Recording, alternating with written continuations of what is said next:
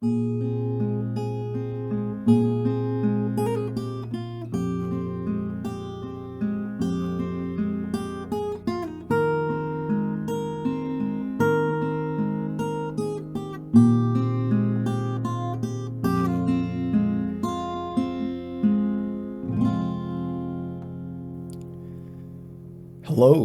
and happy Monday, or any day of the week. It's currently Monday, 1:43 p.m. at my time of recording, and I'm sitting down coming off the heels of some positive change.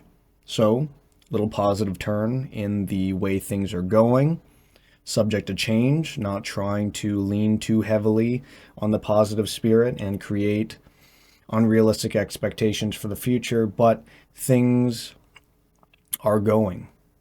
We are transforming. Anyway, I wanted to make this video to reflect a little bit and speak frankly. I am taking a few month break from college to try and reorganize myself. It's July 21st currently, and I'm looking to resume college in September, in the fall. I'm continuing to explore my social work program. Stepping back from full-time schooling has given me the opportunity to relax a little bit and address other issues in my life. Some of these issues include self-care or their lack of, burnout, compulsive behavior or addiction, habits I keep going back to, such as pornography, which I've spoken about, rather, eating,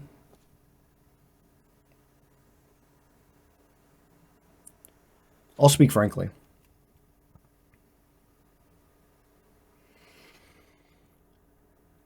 I feel a little more in control of what's happening. And that's relieving. In control in the sense of I'm starting to organize a little bit. For a long time, I didn't have a routine. I didn't know what I was doing, and days off were absolute hell. I'd spend hours and hours and hours playing video games, jerking off, doing fuck all, smoking weed.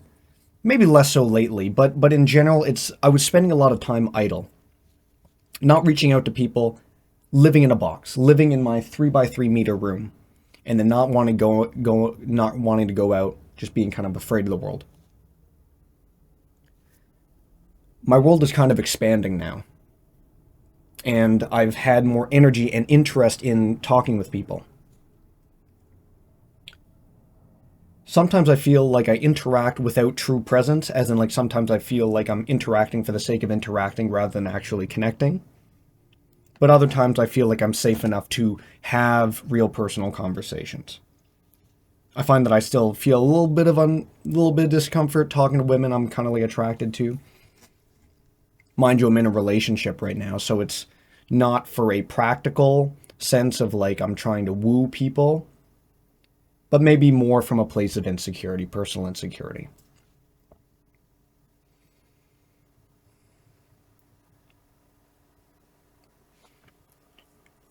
I've had this mantra kind of popping up. I've been on my spiritual journey for a long time. I first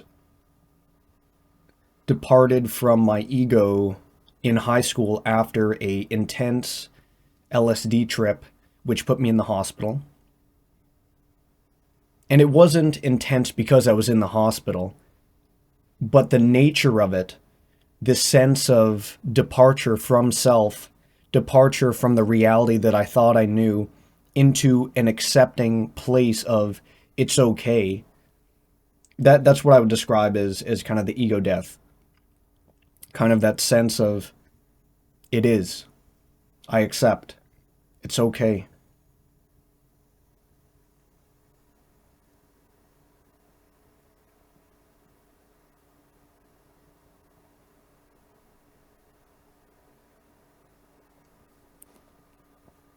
I struggled for a long time with my mental health.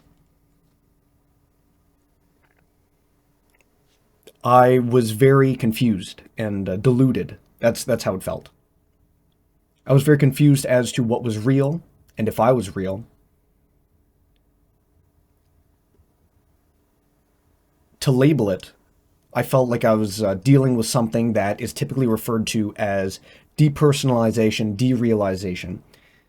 Depersonalization, the feeling of being detached from your body or your emotions. Derealization, the feeling of the world not being real. As if I was in a cloud that was distorting my vision, and I couldn't see past it. And much of that cloud wasn't external, but it was a cloud inside my mind. It was clouding my thinking. The basis through which I was interacting with the world was clouded. My glasses were fogged, and I thought the world was fogged, to use metaphor.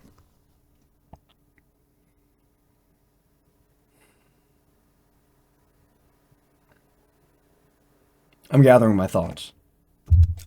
I wish to speak with intention. The mantra that's been in my head is Mother Reality. In Eastern tradition, Buddhism, I'm highly paraphrasing here. Take this with a grain of salt.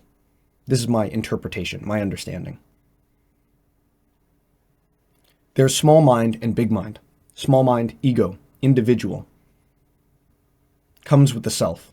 In my case, the human self. I'm a human being. This is my identity. This is who I am. This is how the world works. It's the way that the brain compartmentalizes, organizes existence. It's how the world tries to make the 3D, or it's how the brain tries to make the world a 3D thing fit into a 2D plane. Word, language, concept, making the 3D 2D.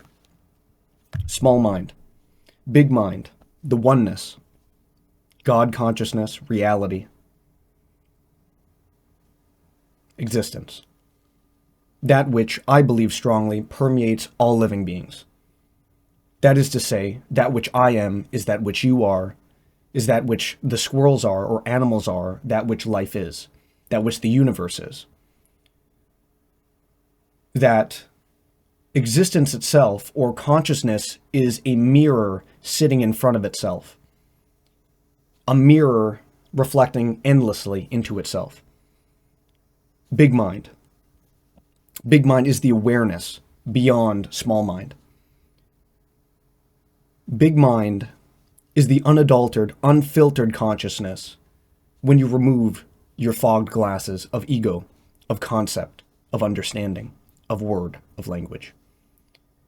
When you relinquish the need to contain the world into a 2D picture, or in the sense of rather than trying to make something 3D, 2D, you try and meet Mother Reality on her terms or on its terms. And though I use the term Mother Reality because I kind of like that, the maternal symbol, you'd call it God. That's how I called it for a long time. I just called it God. Reality is God. Everything is God. We are God. And God has connotations attached to it. In Christian tradition, I think, or at least the way that people typically look at God is that he is an entity, or it is an entity that exists separate to us, rather than God as being the energy, the very invisible glue that holds everything together.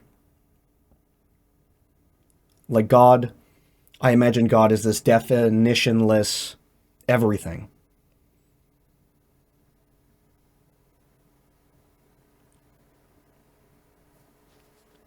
As in wholeness. We are wholeness unto itself. We are wholeness. Spiritual conjecture aside, I've been adding change to my life. Eating more healthy. Getting outside. Being physically active. Connecting with people socially. Spending less time alone. Trying to take care of myself. Be compassionate.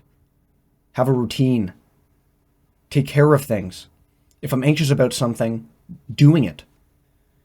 Finding out that the fear that surrounds many of the things that I avoid in my life is merely just that, just fear. It's not danger. Addressing my trauma, sitting with it. After the flashback I had last week, which I sat through, I felt it. It was painful and it was overwhelming, but it was also beautiful. It was shocking. It was gut-wrenching. It was horrific. It was horrible. It allowed me to grieve for myself. And I talked to my dad. I told my dad that I was sexually assaulted as a child. I told him that my stepfather sexually assaulted me. I told him that it happened, that there was an escalation, that I was molested as a child, and that eventually, when I was 8 or 9, after we moved into our new house, my stepfather sexually assaulted me. He raped me multiple times. My father didn't offer... I felt like my father didn't offer much in the terms of anger or rage or shock. He was very detached, almost to the point that I became suspicious of him. I'm like, how could you be so stoic? Just as my mother is. Like, she's so dismissive that I thought my father knew that this was happening and that he was in cahoots. Which I posted about this online separately, but my point is,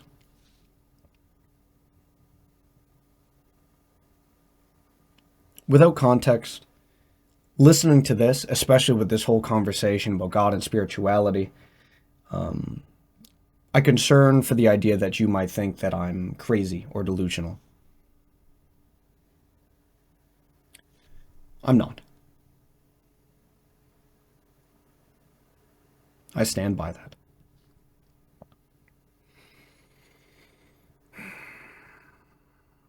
I've also been on antidepressants for about a month and a half. I was on 10 milligrams of lexapro, and then after just shy of a month, I moved up to 15 milligrams, and I believe that the medication has had a positive effect on my anxiety. I feel more able to be present with people, look people in the eye, just talk, just be silly, just be alive, having energy to just do stuff and not be afraid, not always be in my head. I do overthink and I do get caught up in fantasizing and daydreaming still. I still watch porn sometimes. But I'm here and things are changing. They've always been changing. Transformation is a constant. Change is the only constant. But I feel like my window of tolerance is expanding. So I'm able to consciously do more things that previously felt impossible. I think I've said plenty for this recording, and I want to thank you for being here, for offering your ear, and I hope that you get something out of this. But otherwise, thank you very much. Have a very wonderful rest of your Monday or any day of the week that you might be listening to this on. This has been The Wounding of Dorn. Thank you, and bye. Hope to see you soon.